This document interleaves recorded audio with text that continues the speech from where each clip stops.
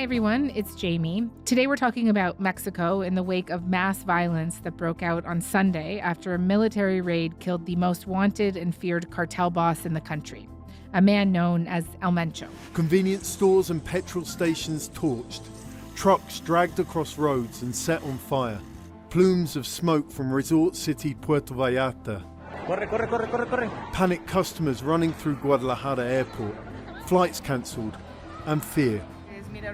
Now, as some of the dust settles, we'll take a closer look at who this kingpin was, the powerful criminal organization he presided over, and what could happen next in his absence. With me now is David Mora, the senior Mexico analyst at International Crisis Group. He is in Guadalajara. David, thank you so much for making the time. Really appreciate it.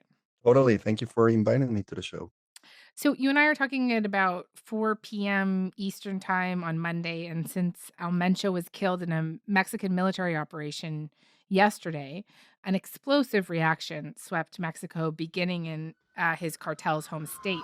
Cartel, fire and fury, turning the streets of Mexican tourist hotspot Puerto Vallarta on this Sunday morning into something resembling a war zone. The explosion of violence also hit the state of Jalisco's capital, Guadalajara, and spread to at least 10 other states. For those of us who are just watching the videos from afar, can you tell me more about what that reaction entailed? Certainly. So, the immediate aftermath, right after the operation, was this show of force by the different groups that operate under the Jalisco cartel umbrella. And they orchestrated very coordinated response that the official toll was at least 250 blockades. So basically, the way this works is steal cars, they set them on fire, trucks as well, buses, and then they use them to blockade not only streets within like urban areas like the metropolitan zone here in Guadalajara, but also highways in Jalisco state that, as you mentioned, is the home state for the Jalisco cartel, but also neighboring states such as Guanajuato, Michoacán, on the west coast, Nayarit and Colima as well. Mhm. And that quickly grew up to be a national situation because we also saw confrontations and blockades in other parts closer to the US-Mexico border and further south towards Guatemala. Foot soldiers of the Jalisco New Generation cartel, the most powerful drug gang in Mexico, went on the rampage. Incidents were registered in 20 of Mexico's 32 states, the cartel present in every corner of the country. The official toll that was shared by the government is that at least 25 troops died, were killed. Dozens of suspects were captured. Some others were killed as well during the operations. Mexican officials say the total death count from yesterday's operation is at least 73, including security forces, suspected cartel members, and others, including a prison guard and an agent from the state prosecutor's office. Something that it's worth mentioning is that there have been just a few reports of civilian casualties. And the way the government responded to this was deploying more troops and reinforcing the presence across some of the states that had, the most active confrontations, and the situation was kind of like hotter. What is the purpose of this show of force from the cartel? What are they trying to accomplish with the roadblocks and setting vehicles on fire? So it's retaliatory. It's saying that they're not gonna let this happen without giving the fight. And it's to demonstrate the capacity, the disruption capacity that a powerful organization as Jalisco Cartel and the violence that they can inflict, right? So it's basically telling the government it's not going to be that easy. It's a show of force to demonstrate the capabilities of the cartel. How would you describe the state of things right now across Mexico? Has the violence subsided? Has it been largely contained? So to keep it under the right perspective, not all of Mexico was under fire, right? Like Mexico City didn't present any activity, any criminal activity, for instance. Mhm. Where I am connecting from, which is Guadalajara, the situation was different. We did see several instances here in Guadalajara, in the metropolitan area, of these road blockades. There was a lot of misinformation as well, so there was a bit of panic among the population. And rightly so, most people shelter in place yesterday, all day long. And today, the city is kind of like crawling back slowly to a certain level of normalcy. So yesterday, for instance, I was able to walk on the street, not because I wanted, but because I was staying at an Airbnb with no water or food whatsoever. So Mm, I went outside to try to find food. And of course, all businesses were shut down. The streets were completely empty. Then I learned, for instance, that Uber stopped the ride sharing services. So you couldn't access the app. There was no public transportation. The government halted all public transportation. And you could see that on the streets again. It was basically ghost town. I ended up finding a taco joint, right. which you would think that is kind of like the easiest thing to find in Mexico. Yeah, I want a taco, and there are tacos everywhere. It was the only, and I'm talking about a main thoroughway, a main avenue in the city. It was absolutely empty, and after almost 1 hour of walking, I found this joint, this stall. I ended up queuing for 4 hours, Wow. and then online, I heard several stories of people that were literally stranded. The city, for instance, Guadalajara hosted its half a mile marathon, not half a mile, the half marathon. And there were over 10,000 runners from out of state that couldn't return. They finished the race and they were forced to stay in Jalisco, in Guadalajara. Hmm. Some of the people on the line we saw arriving troops, Guardia Nacional, the National Guardsmen, also looking for food. They had been on duty by then for over 24 hours, so they were starving more than we were. I was able to chat with some of these troops, and they shared like pretty bleak stories of what the confrontations had been like outside the metropolitan area. So besides this corner that had a lot of us trying to find food and water, the city was basically empty, virtually empty. It reminded me of COVID. I mean, most immediately with the World Cup, seeing the city that I'm seeing today, completely, it came to a standstill. It was a ghost town, and just thinking that this city is going to receive millions of people in just a few months for the matches that are going to be played here, it was kind of like hard to, square that circle. Can you tell me more about what they told you about what those confrontations were like? Because I mean, looking at the footage from here, it looks like a war zone, right? There's plumes of smoke coming out of like around Puerto Vallarta. What was it like, the violence and the chaos in reality?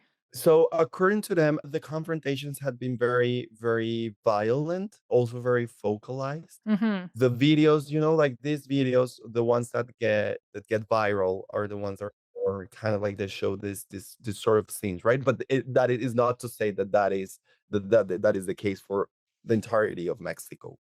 Certainly in Puerto Vallarta, they set in fire places, businesses here as well, like some Oxxo, which is this chain store very popular in Mexico. They close the doors and they're always open. So it was very shocking to see them closing the doors because they're usually target when things like that happen. So some Oxxos were on fire as well. Mm, And what I heard from the National Guardsmen were descriptions of their men being targeted and killed, which is something that the government corroborated yesterday evening. yeah. It was breaking news to me. They talk about dozens of their colleagues having been killed by the criminal groups working under Jalisco.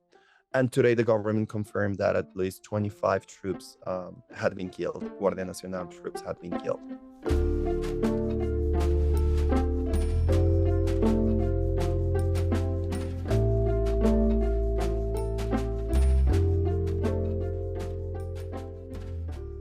In Puerto Vallarta, tourists were told to shelter in place. All Canadians in affected regions should heed the direction of local authorities and travel only when it is safe to do so.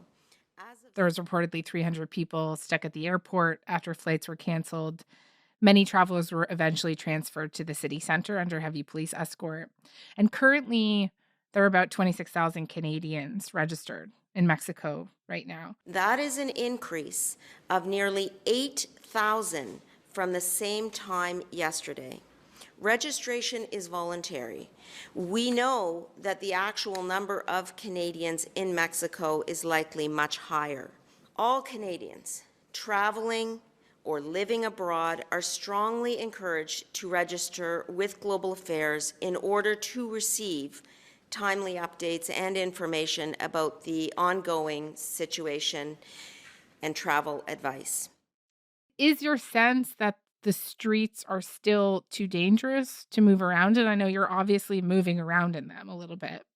I have, yeah, and again, I mean, Guadalajara, it feels like it is going back to normal, and this is what I would expect, based on previous instances of, the Mexican government going hard against a major drug trafficking figure. The immediate reaction usually lasts for around 2 or 3 days, and then things kind of like go back to normalcy. Is there anything different about this time around from previous experiences? I mean, and when I say previous experiences, of course, the first one that comes to mind is El Culiacanazo, which is the time in 2019 that former President Andrés Manuel López Obrador tried to capture El Chapo's youngest son, Ovidio Guzman. It began Thursday afternoon in Culiacan, the capital of Sinaloa State, when 30 officers on patrol were shot at from inside a home. Patrol personnel repelled the assault, took control of the house, and arrested 4 people inside, says Mexican Security Minister Alfonso Durazo. And they did capture him, but Los Chapitos, this faction within the Sinaloa cartel, basically sieged the entire city. They choked the city in its entirety. And they forced, basically, the government to release Ovidio. But then things turned. Cartel gunmen surrounded the home, armed with military-grade weapons, turning the city into a virtual war zone. Outnumbered and outgunned, the security forces said they had no choice. They let Guzman Lopez go. And there are plenty of difference because we're talking about 2 different groups, 2 different states. The control that Los Chapitos had over Culiacan, I think, was way deeper and tighter than the control that Cartel Jalisco Nueva Generación has over Guadalajara and the metropolitan zone here. And the other things, because of course El Mayo was eventually killed and his body was taken to Mexico City, rightly so. I think if they would have left the body here, the situation would have been very different. So there are certainly major points to differentiate what we're seeing now from previous instances. How would it have been different if they had left the body there? I think they would have created a situation in which there are incentives for the many hitmen that work under Jalisco Nueva Generación to keep working, keep fighting in the city. That would have bring Mm. the conflict to the city, which is precisely what they didn't want. And I think something that the government learned from previous experiences, especially El Culiacanazo, was that it's not a good idea to do this in a major urban area. They did that in Culiacan, a city with 1 million people, and it broke havoc to the entire city. Mm. So that's why I think, even though El Mencho was believed to move around a lot in places like Guadalajara and the other municipalities nearby, they waited to capture him and eventually kill him in a more remote place. So I think there's some learning about, some lessons that they implemented this time around.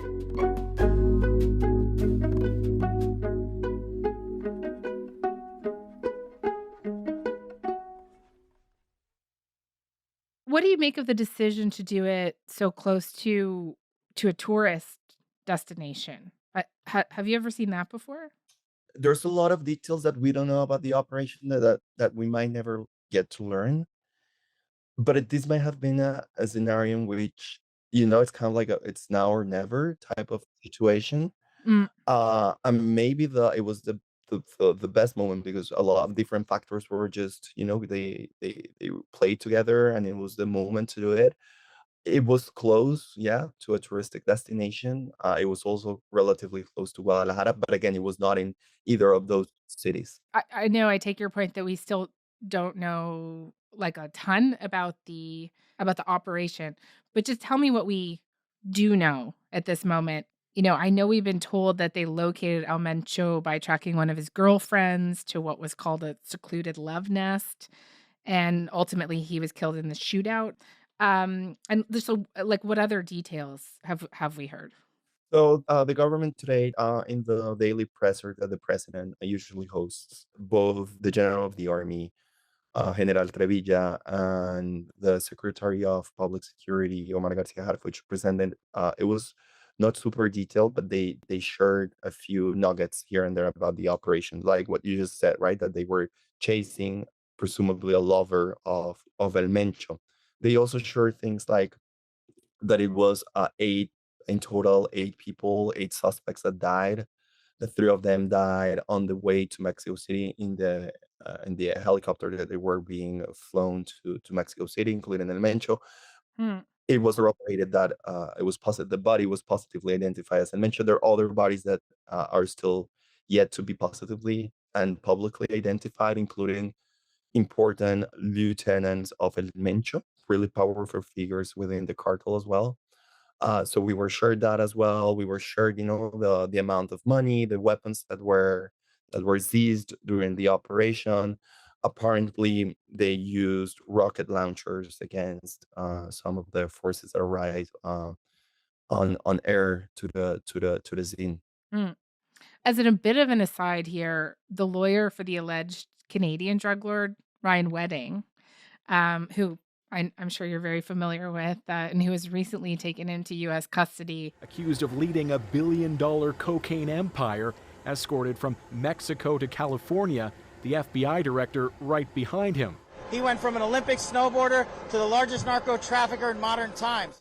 Was quite adamant in a statement today that his client did not give the U.S. any intelligence that helped lead to the killing of El Mencho. I mean, I guess, are you buying that? Like, why would the lawyer need to come out so forcefully? Yeah, like, why do you even think we heard that? So I think that both the U.S. government and the Mexican government have deployed more really sophisticated intelligence gathering operations in the country, not to depend upon whether a suspect in the U.S. court gives them information. And precisely because these sort of operations really need the most updated, fresh details as possible about location, who they're with, what sort of guards they have around, what is the location they're at. So this is information that most likely Ryan Wedding was not privy, was not, didn't have with him. Mm. But I see why he would put out this strong statement, saying, "Don't even look at here. This has nothing to do with Ryan Wedding." Because I mean, there's going to be a lot of the removal, taking out elements is going to bring a lot of violence and reaccommodation within the group, within the cartel, Yeah.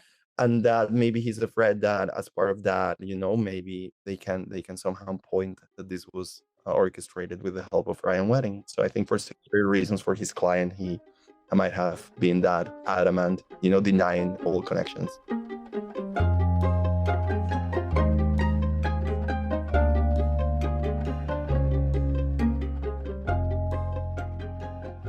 Can you tell me more about El Mencho? His real name is Nemesio Azguera Cervantes. I understand before he was Mexico's most wanted kingpin with this $15 million bounty on his head from the U.S. He was at one point a police officer. And just how did he come to be such a powerful crime boss?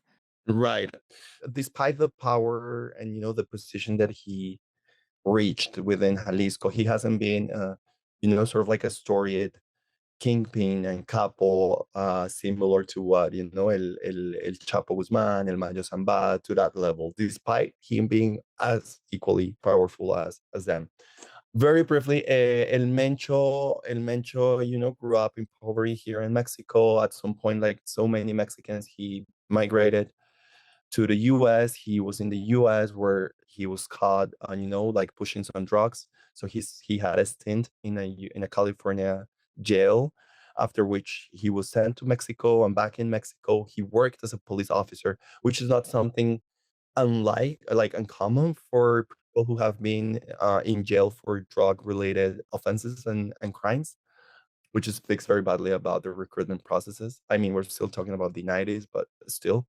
And then after having this other stint in the police forces in Jalisco, he begins working for one cartel, El Cartel de Milenio, which is now an extinct organization that at some point had an alliance with Sinaloa cartel, and they were fighting a very brutal organization called Los Zetas. I'm talking, this is happening around late 2010.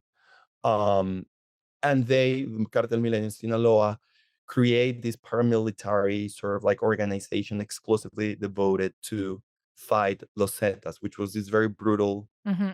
cartel. And the idea was to be as brutal and as violent as Los Zetas. And these began being called Los Matacetas, the Zeta killers, basically, the Zeta killers. And that's where Mencho starts kind of like, going up the ladder in this specific organization, which eventually turns into what is known today as the Jalisco Cartel, Right, because Jalisco Generation Cartel. they splinter at some point from Right, Sinaloa, from right? and Milenio Cartel, Yeah. correct. Which is the story of organized crime in Mexico. The story of organized crime in Mexico is the story of splintering and having fractures and groups dividing and then internal fighting and then one group kind of like getting the upper hand at the end and then other groups reaccommodating around that. And that is something that we might be at Portas kind of like in the making of, with beheading Jalisco cartel and taking El Mencho out. And just El Mencho himself, he's known for being particularly brutal, right? Is that fair for me to say? I think the cartel, The cartel. part of the brand of the Jalisco cartel is being very violent, very brutal. And it's a narco trafficking organization, but I understand their operations kind of went well beyond drugs as well. And just how would you summarize the breadth of the Jalisco New Generation cartel's operations in drugs and then also beyond? Right. So yeah, you're right. Jalisco cartel is one of the front runners in the production and trafficking of drugs in Mexico, especially fentanyl. They also, and they're always on the yearly reports of the DEA.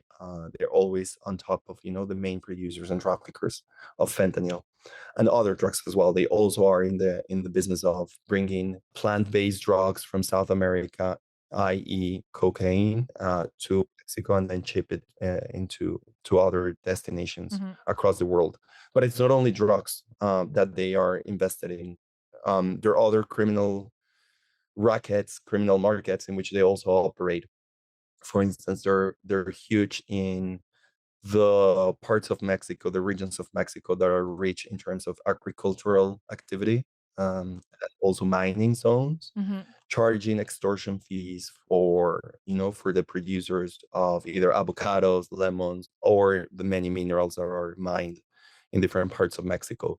So, for instance, for avocados, the cartel and the groups operating under Jalisco, with Jalisco charge 5 pesos for every kilo of avocado that a producer grows in specific parts. For instance, this is in Michoacan. So they're also big on that. They're also have a presence in the fuel smuggling, fuel theft market in Mexico, which is also very lucrative. So they have diversified, same as other criminal groups. They have diversified into these multiple licit and illicit businesses. These members of the cartel, there's these videos online of members suited up in military gear with just really highly sophisticated armored weapons and armored vehicles. They've been said to have drones. You talked about rocket launchers. And like, how did they come to be so well armed?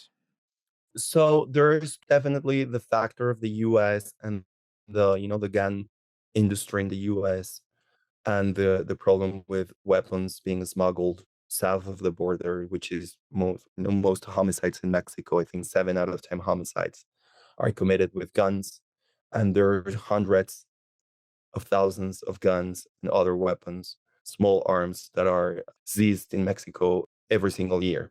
So that's one way that these groups arm, themselves. But I think Jalisco also did things that were very that at that point were sort of like a novelty. And I'm talking about, for instance, armoring their cars, in an artisanal, handmade way. We call them monsters in Mexico. So these are pickup trucks that had heavy layers of different metals attached to them. This is something that again was kind of like part of the brand. And usually, like the Jalisco cartel, really they became like this major military force, and they part of the brand was showcasing the firepower in these widely viral videos in which they would shoot their weapons, and they would show the rockets and the high powered rifles that they had access to. And I think another element in how they became this powerful is because they have a really strong pipeline of mercenaries, foreign combatants coming into Mexico to train the hitmen of the cartel in things like creating improvised explosive devices.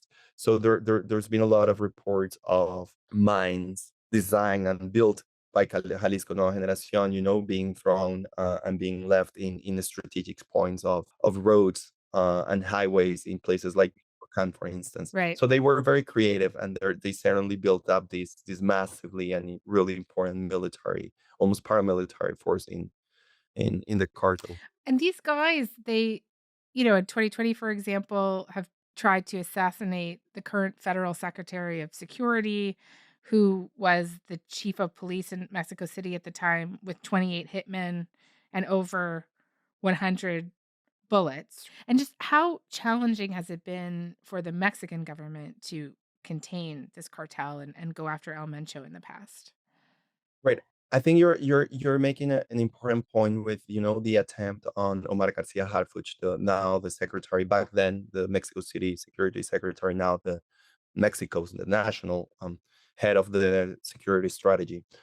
Because something that the Mexican criminal landscape is very crowded. There are multiple groups, and another way in which Jalisco cartel stood out was their willingness, their propensity, the proclivity to engage in these brazen attacks against government officials. And it was not only Harfuch back then. More recently, Jalisco also killed a very popular mayor, for instance, in a big city that really brought Michoacan back to the top of the news cycle and sort of like a Mhm. political emergency for the federal government. In terms of the second part of the question, that how hard has it been with for the federal government to confront the cartel? It certainly is. It's a challenge because I think it's not only, and it's specifically talking about now, the challenge is not so much in the immediate aftermath, of these blockades. That is the immediate reaction. But what's going to be challenging is what's going to happen with the Jalisco cartel once El Mencho is not here. Because he had a very centralized and very tight grip on the entire structure. And if someone arrives that is not as powerful or is seen as weak is weaker compared to El Mencho, Yeah. that might create incentives for groups and factions and operatives within the cartel to splinter, to fight over power, and that is when the actual levels of violence might spike up. Right. I know even President Claudia Scheinbaum herself has criticized previous leadership for taking out cartel leaders and the violence triggered in its aftermath, and sort of this is the pitfalls. This is what people call the pitfalls of the kingpin strategy, that you could unleash more violence this way.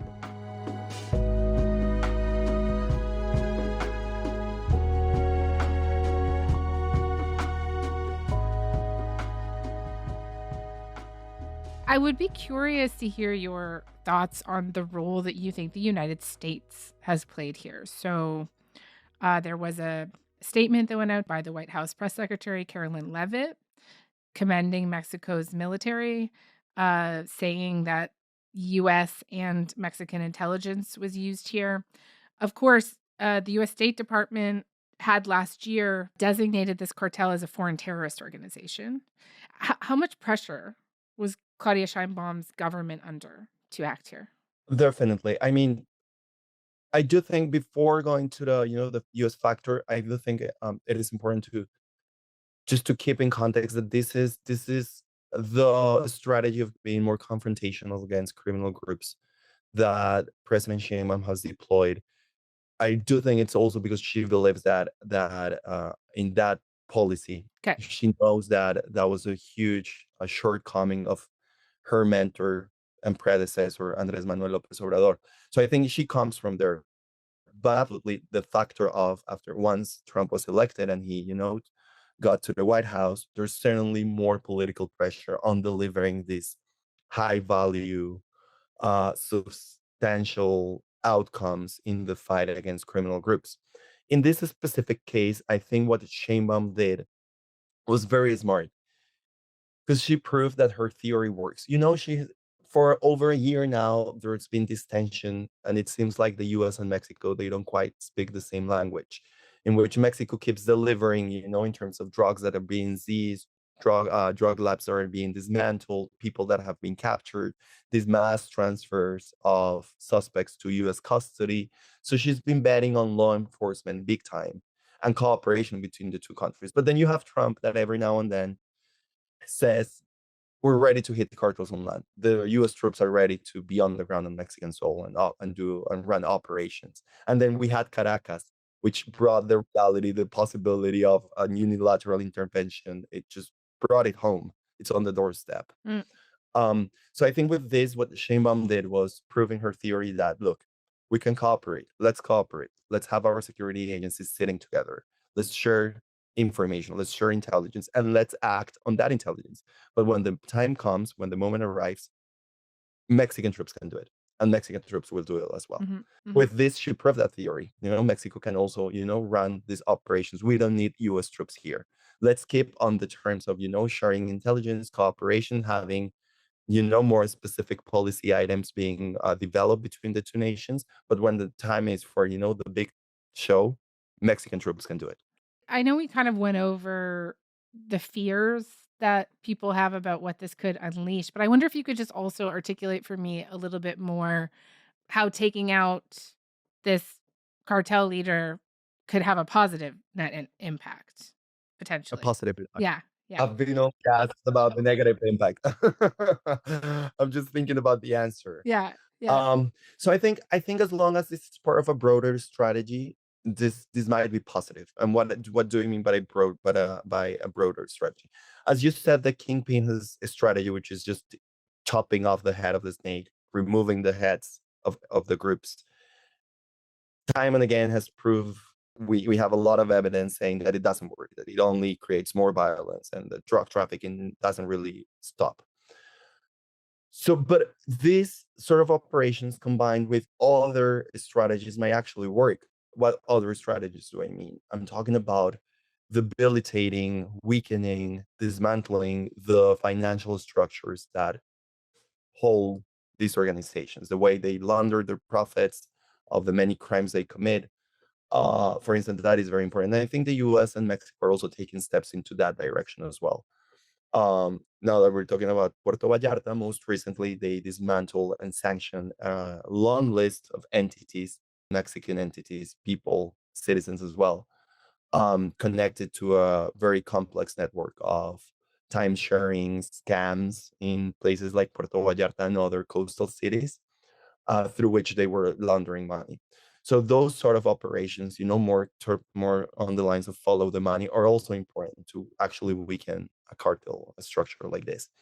They also need to go after the small figures, like the foot soldiers, which credit where credit is due. Mexico has also been doing. The president and Secretary Omar Garcia Harfuch, they update this figure, and I think it's right now it stands at 45,000 people who have been captured in drug related offenses in Mexico. Yeah. The problem here is that if you don't stop the recruitment capacity of these organizations, they're gonna keep, like bringing fresh bodies, fresh victims into the equation. So as part of a larger, more comprehensive strategy, this, taking down figures like El Mencho is fine.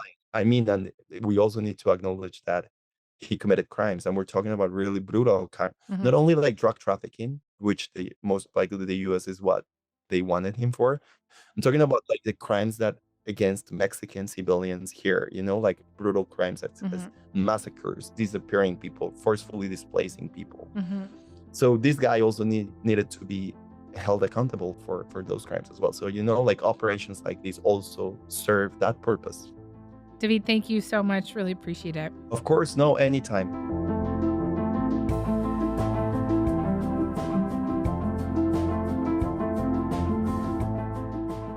All right, that's all for today. I'm Jamie Poisson. Thanks so much for listening. Talk to you tomorrow.